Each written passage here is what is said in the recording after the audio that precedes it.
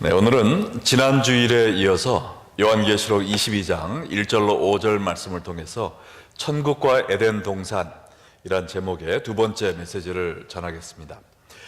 우리는 예수님의 재림 후 강림할 천국에서 하나님이 태초에 창조하셨던 에덴 동산의 회복된 모습을 보게 될 것입니다.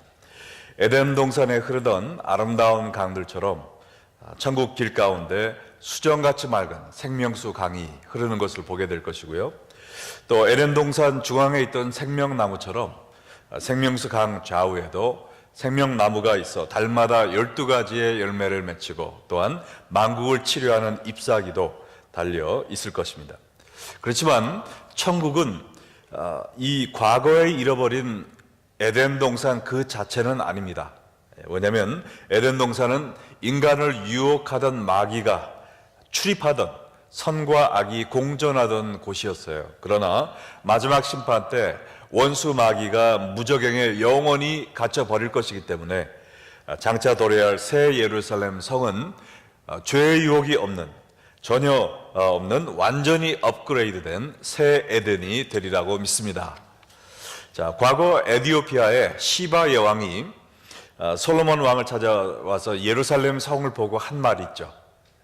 사람들이 당신의 나라와 지혜에 대해서 여러 가지 말을 했을 때 내가 믿지 아니하였는데 내 눈으로 보니까 내가 들은 것이 사실의 반도 못 됩니다 라고 고백을 한 적이 있었던 것처럼, 천국의 아름다움과 영화로움은 우리 인간의 말로 아무리 표현해봤자 그 가까이 갈 수가 없습니다.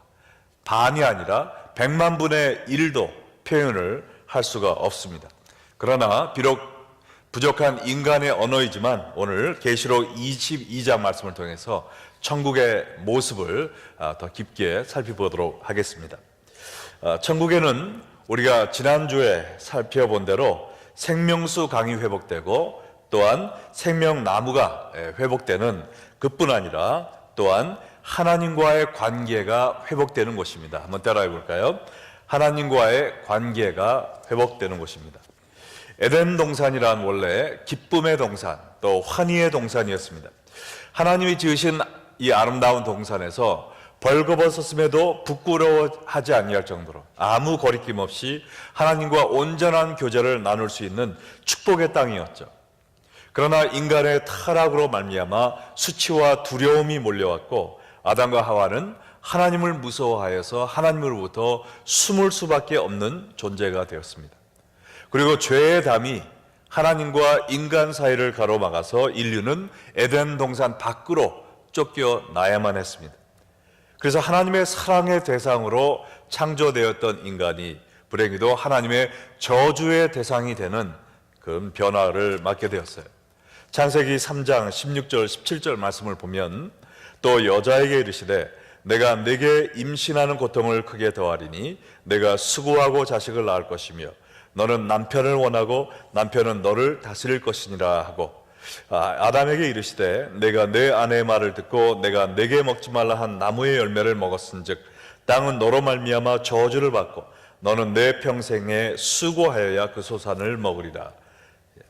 자, 여기 이 죄에 대한 하나님의 저주가 나와 있는데요, 그로 말미암아 여자는 해산의 고통을 당하게 되었습니다. 여러분 가운데 아기 낳아보신 분 계세요? 아기 낳을 때 아팠나요, 안 아팠나요? 많이 아프셨죠? 저도 전에 손에 한번 가시가 찔렸는데 굉장히 아프더라고요. 근데 아기 낳는 고통이 손에 가시에 비하겠습니까? 그 심한 해산의 고통, 아담과 하와가 죄를 짓지 않았으면 그러한 고통 없이도 애를 낳을 수 있었는데 그것이 죄의 산물이라고 성경은 이야기하고 있어요. 또 남자들은 밖에서 이 생계를 유지하기 위해서 땀을 흘려 열심히 일해야 그 열매를 거둘 수 있게 됐다 그랬습니다. 여러분들 오늘 또 풀타임으로 열심히 일하고 오신 분들 피곤하십니까, 안 피곤하십니까? 피곤하시죠? 피곤함에도 불구하고 오늘 주의 전에 찾아온 여러분들에게 하나님의 축복이 임하시기를 바랍니다. 아멘. 네. 자, 근데 이 죄가 없었으면 이렇게 열심히 일을 하지 않아도 풍성한 음식이 주렁주렁 매달려 있을 텐데 우리가 죄로 말미암아 하나님의 사랑을 먹고 살게 됐던 인간이 이제 하나님의 저주를 경험하게 되었다는 것입니다.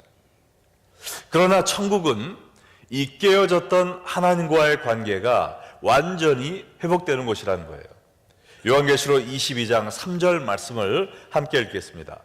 다시 저주가 없으며 하나님과 그 어린 양의 보좌가 그 가운데에 있으리니 그의 종들이 그를 섬기며. 자, 천국에는 무엇이 다시 없을 것이라고 얘기했습니까?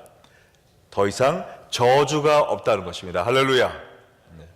저주란 죄에 대한 하나님의 진노를 의미하는 거예요. 근데 새 예루살렘 성에는 더 이상 죄악이 없을 것이고, 그러므로 당연히 죄악에 대한 하나님의 심판도 없을 것이기 때문에 천국에는 다시 저주가 없을 것입니다. 그리고 하나님과 사람의 사이를 갈라놓았던 죄의 벽도 허물어져서 에덴 밖에 쫓겨났던 사람들이 새 에덴인 천국으로 들어오게 되고, 하나님과 예수 그리스도의 보좌는 어디에 있을 거라고 했습니까? 그 백성들 가운데에 있을 거라고 그랬어요. 그래서 하나님이 우리 하나님이 되시고 우리가 하나님의 백성이 되어 영원히 사랑하며 함께 살 수 있는 온전한 관계의 회복이 이루어질 것입니다. 할렐루야. 자, 이 온전한 관계의 회복이 4절 말씀에 계속되고 있는데 한번 한 목소리로 4절 읽어보겠습니다. 그의 얼굴을 볼 터이요 그의 이름도 그들의 이마에 있으리라. 천국 백성들이 하나님과 예수님의 얼굴을 볼 수 있게 된다는 것은, 이것은 구약적인 개념에서 볼 때는 꿈도 꿀 수 없었던 특권입니다. 죄인인 인간이 거룩하신 하나님을 대면한다는 것은 곧 무엇을 뜻하는 거예요? 죽음을 뜻하는 것이죠. 우리가 맨눈으로 밝은 해를 쳐다보면 눈이 멀게 되는 것과 똑같은 비슷한 현상이라고 말할 수 있겠어요. 출애굽기 33장에 보면 모세가 하나님의 얼굴을 보기 원합니다 라고 간청을 했던 적이 있어요. 그때 하나님이 뭐라고 대답하셨는지 20절 말씀을 보시기 바랍니다. 또 이르시되 내가 내 얼굴을 보지 못하리니 나를 보고 살 자가 없음이니라. 죄에 물들은 인간이 거룩하신 하나님의 얼굴을 보고 살아남을 수 없기 때문에 모세조차도 하나님의 얼굴을 보는 것이 허락되지 않았다는 것입니다. 그래서 하나님은 모세를 바위 위에 세워놓으시고 하나님의 그의 앞을 지나가긴 하셨지만 하나님의 손으로 모세의 눈을 가리셔서 하나님을 보지 못하게 했어요. 그리고 하나님이 다 지나가신 후에야 그의 손을 거두셔서 하나님의 뒷모습이라도 볼 수 있도록 해주신 것입니다. 이 거룩한 하나님의 종인 모세도 보지 못했던 하나님의 얼굴을 천국에 가면 여러분과 제가 보게 된다는 것입니다. 할렐루야. 네. 자, 그리고 하나님의 얼굴을 볼 뿐 아니라 우리의 이마에 누구의 이름이 쓰여질 것이라고 그랬죠? 그의 이름, 즉 하나님과 예수님의 이름이 우리 이마에 써 있을 거라는 겁니다. 이것은 우리가 온전히 하나님께 속한 자가 되었다는 것을 의미하는 거예요. 화가들이 멋진 그림을 그린 다음에 그 구석에 누구 이름을 써놓습니까? 옆집 아저씨 이름을 쓰나요? 누구죠? 자기의 이름을 써놓죠. 그것은 이 걸작품이 바로 나의 작품이다, 나의 것이다 라는 것을 이야기하는 것입니다. 자동차도 그 상표에 따라 급이 달라지잖아요. 제가 오늘 아침 식사를 하면서 뉴스를 보는데 그 TV에서 선전이 나오는데요, 머세이디 벤츠 선전이 나오더라고요. 그래서 이렇게 쭉 봤는데 끝날 때 이 벤츠 로고가 이 삼각형이 쫙 나오면서 무슨 말을 하고 끝나냐면은 The best or nothing, 이렇게 건방지고 도도한 말을 하고 끝나더라고요. The best or nothing. 그러니까 아무나 그런 말을 할 수 있는 게 아니거든요. 사실 후지게 생긴 차도 이 벤츠 로고를 달아놓으면 그래도 좀 괜찮아 보이잖아요. 이것이 누구의 이름이, 어떤 이름이 거기에 써 있냐에 따라서 그 가치가 달라지는 겁니다. 자, 그러므로 천국에 갔을 때 우리의 이름에, 우리의 이마에 하나님의 이름이 써 있다는 것, 우리가 하나님께 소유된 하나님의 masterpiece, 걸작품이라는 이야기입니다. 할렐루야. 여러분의 이름에, 이마에 누구의 이름이 써졌으면 좋겠어요? 하나님의 이름이 써 있다는 것은 일생 최대의 영광인 줄 믿으십니까? 네. 우리가 하나님이 지으신 그리스도의 신부인, 이 세상이 정말 감히 쳐다보기도 힘든 하나님의 마스터피스라는 의미로 우리의 이마에 하나님이 이름이 새겨질 것입니다. 이건 또 내 거야라는 거죠. 어느 누구도 감히 빼앗아갈 수 없다는 겁니다. 하나님의 거를 누가 감히 훔쳐가겠어요? 영원히 하나님의 소유물로 그리스도의 신부로 살 신분, 완전히 신분 세탁이요, 신분 상승이 이루어지는 거예요. 자, 마지막 때, 이 마지막 환란 동안 신앙을 저버린 사람들은 그들의 이마에 뭐가 써 있을까요? 뭐가 써 있습니까? 짐승의 표인 666이 써 있는 거예요.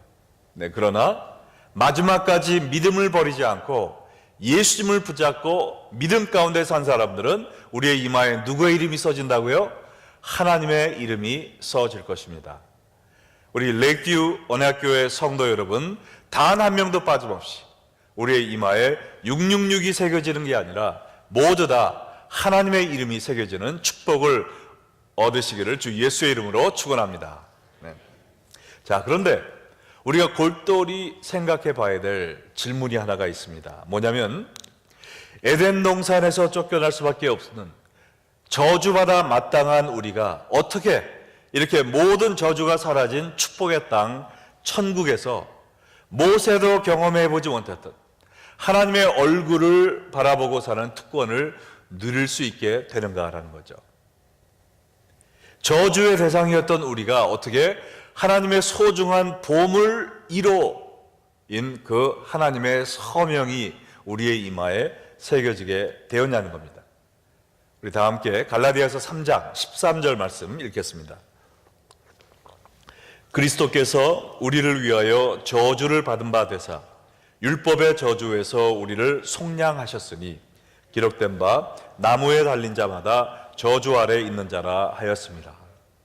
자, 우리가 저주에서 속량받은 것은 저절로 이 기간 만료되어서 저주가 사라진 것이 아니라는 겁니다.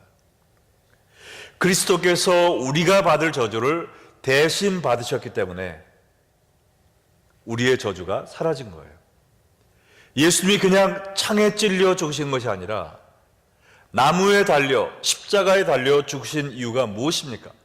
그것은 여기에 갈라디아서 3장 13절에 기록된 대로 나무에 달려 죽는 것이 저주받은 자를 상징하는 가장 수치스럽고 모욕스러운 죽음이었기 때문에 그렇습니다.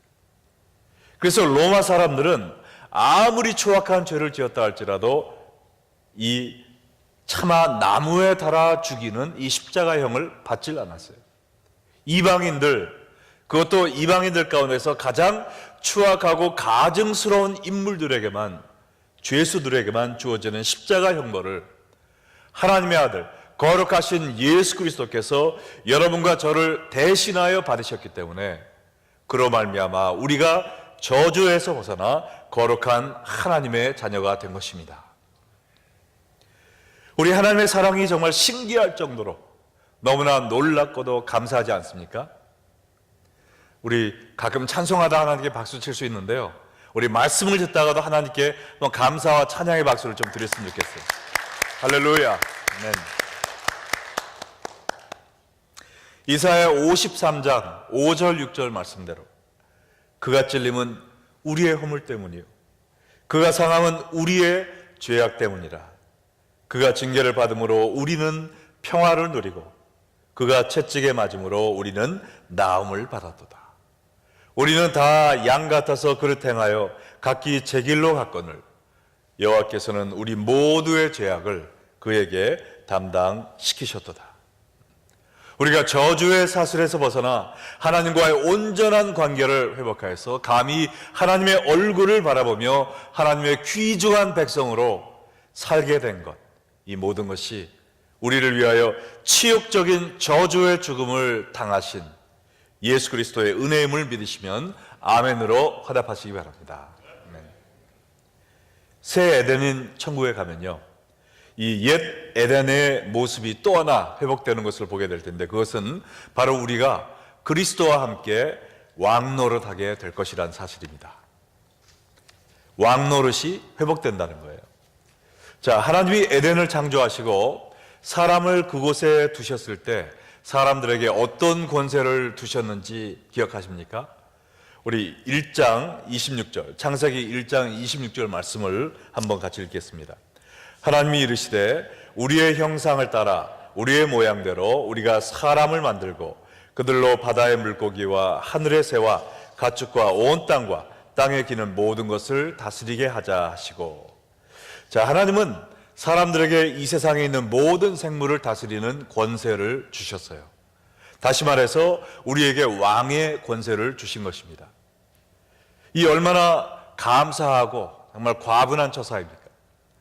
그런데 우리는 이 놀라운 권세를 지키지 못하고 죄의 유혹에 굴복함으로 말미암아 만물의 왕은커녕 죄의 종이 되고 말았어요. 그래서 마귀가 이리 가라고 하면 이리 갈 수밖에 없고, 저리 가 하면 저리 갈 수밖에 없는 비참한 죄의 포로가 된 것입니다. 그런데 우리가 천국에 가면 우리가 종의 신분을 벗어버리고 또다시 왕노릇하게 되는 놀라운 역사가 있을 것이다 라고 말씀하셨어요. 우리 다 함께 계시록 22장 5절 말씀을 읽어보겠습니다.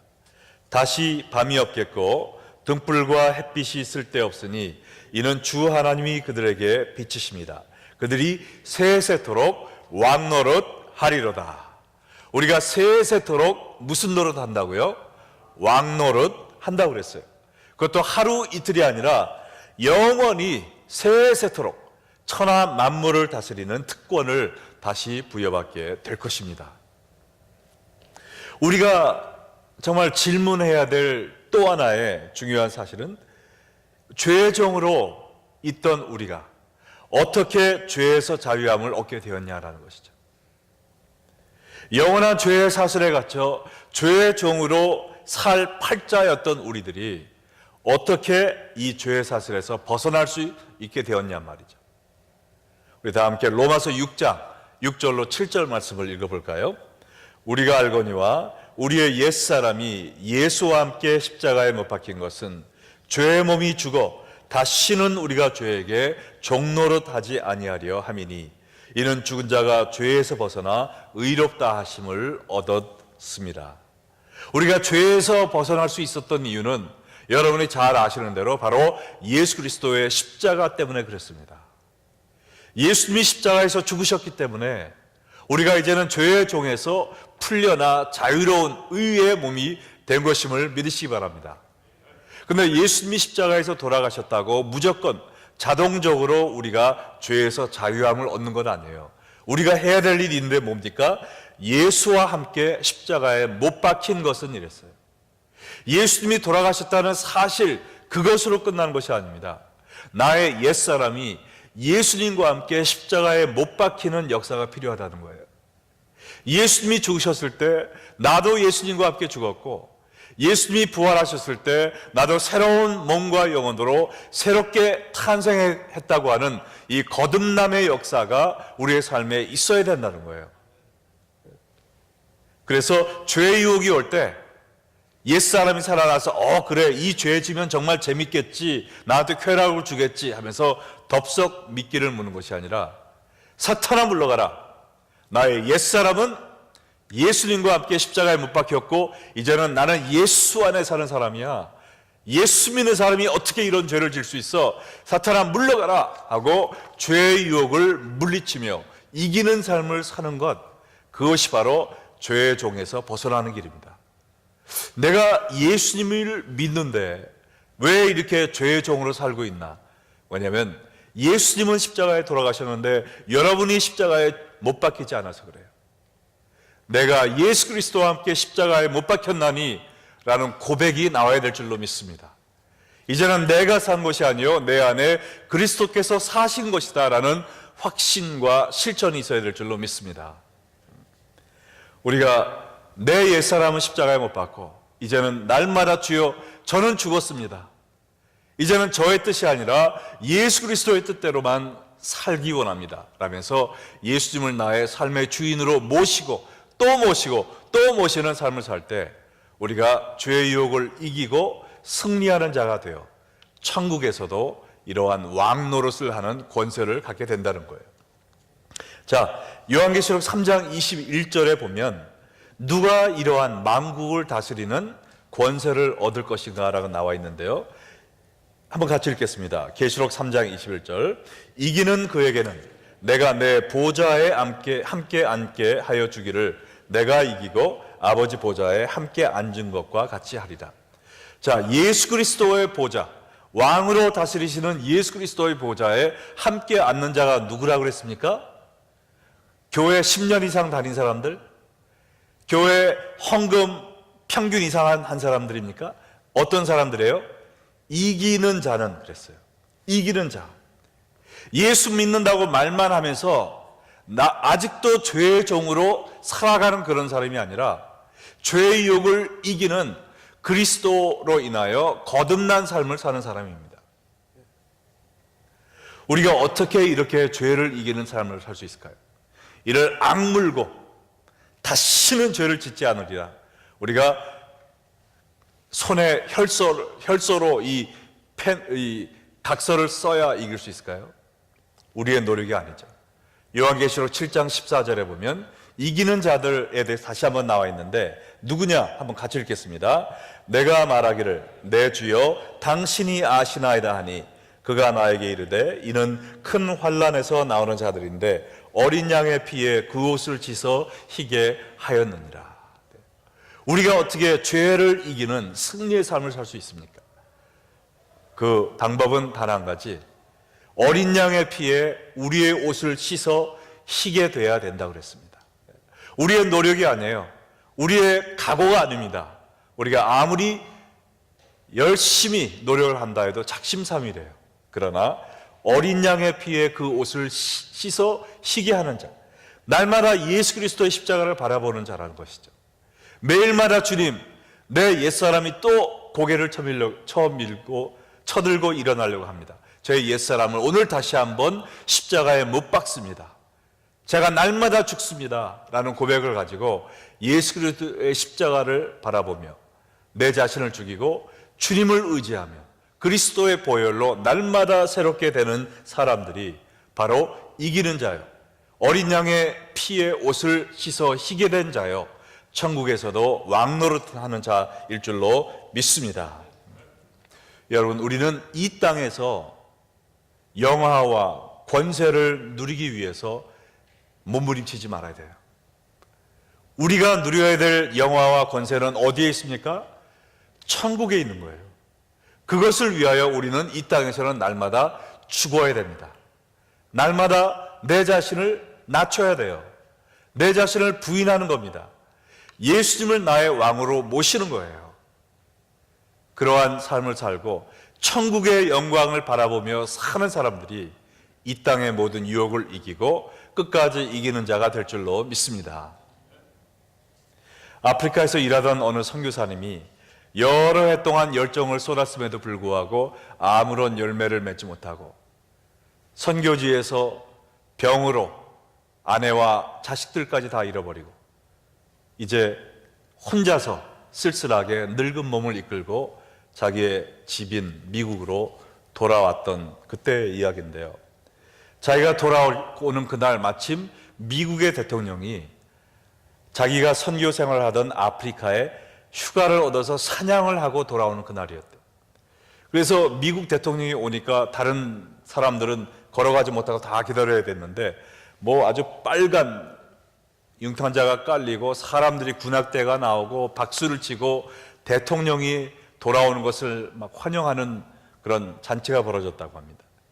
대통령이 다 지나간 후에 이제 자기가 비행기에서 내려서 걸어오는데 자기를 환영하러 온 사람이 단 한 명도 없었다는 거예요. 미국 대통령은 놀러 갔다 와도 이렇게 환영을 받는데 나는 평생을 선교지에서 내 젊음과 온 삶을 다 바치고 내 사랑하는 아내와 자식들까지 다 잃어버리고 이제 나이 들어 고향에 왔는데 나를 맞이하는 사람이 단 한 명도 없구나. 그런 생각에 가슴이 쓸쓸하고 처량한 마음을 감출 수가 없었다고 합니다. 그때 하나의 음성이 들려왔는데 하늘에서 외치는 음성이었어요. 사랑하는 아들아, 너는 아직 고향에 돌아오지 않았어. You're not home yet. You're not home yet. 네가 고향에 돌아오는 날, 군악대의 나팔 소리가 문제가 아니라 하늘의 천군 천사 나팔 소리와 함께 내가 너를 맞이해 줄 것이다. 빨간 융탄자가 문제가 아니라 황금을 길에 깔아 내가 너를 마중 나올 것이다. 사랑하는 아들아, 죽도록 충성하라. 라는 이 하나님의 음성이 그의 귀를 울렸다고 합니다. 여러분, 현재의 삶이 아무리 힘들고 고통스럽다 할지라도, 아무리 우리가 남들처럼 인정받고 명예로운 그러한 삶을 살지 못한다 할지라도, 우리가 남들을 다스리며 사는 그러한 왕의 권세를 이 땅에서 경험하지 못한다 할지라도 그것은 하등의 문제가 되지 않습니다. 왜냐하면 여기는 우리의 집이 아니에요. 천국이 우리의 집입니다. Payday is coming. 여기가 우리의 상급을 받는 때가 아니에요. 이곳에는 우리가 누리는 때가 아니라 섬기는 때입니다. 충성하는 때입니다. 봉사하는 곳입니다. 우리가 여기서 죽도록 하나님을 섬기고 날마다 예수 그리스도의 보혈에 우리의 옷을 씻어 나는 죽고 예수님만 사는 그러한 자세로 죄의 유혹을 이기며 살 때 우리가 천국에 입성하는 그날 하나님께서 융숭한 화려한 대접을 하시면서 우리를 천국에 맞아주시고 우리가 예수님의 보좌에 함께 앉아 예수님과 함께 만국을 다스리는 왕노릇 하게 될 것을 기대하시면서 이 땅에서는 날마다 주를 위해 죽는, 작아지는, 핍박받는, 그리고 끝까지 충성하는 삶을 사는 여러분 되시기를 주의 이름으로 축원합니다. 다 함께 기도하시겠습니다.